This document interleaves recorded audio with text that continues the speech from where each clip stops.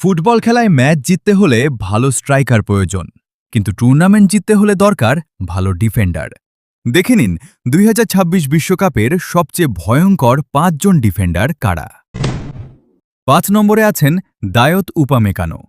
ফ্রান্সের এই ডিফেন্ডার তার গতি, শক্তি আর আগ্রাসী ট্যাকলের জন্য পরিচিত। ৪ নম্বরে আছেন ক্রিস্টিয়ান রোমেরো। আর্জেন্টিনার এই যোদ্ধা ডিফেন্ডার মাঠে নামলে ফরোয়ার্ডদের জন্য জীবন কঠিন হয়ে যায়।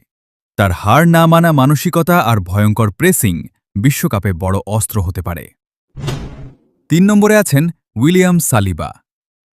আধুনিক ফুটবলের সবচেয়ে কমপ্লিট সেন্টার ব্যাকদের একজন। শান্ত মাথা, নিখুঁত পজিশনিং আর বল কন্ট্রোলে তিনি অসাধারণ। ২ নম্বরে আছেন গেব্রিয়েল মাগালায়েশ। ব্রাজিলের এই ডিফেন্ডার এয়ার ডুয়েল, শক্ত ট্যাকল আর সেট পিসে ভয়ঙ্কর কার্যকর। আর ১ নম্বরে আছেন ভার্জিল ভ্যান ডাইক। নেদারল্যান্ডসের এই কিংবদন্তি ডিফেন্ডারকে এখনও বিশ্বের সবচেয়ে ভয়ঙ্কর সেন্টার ব্যাকদের একজন ধরা হয়।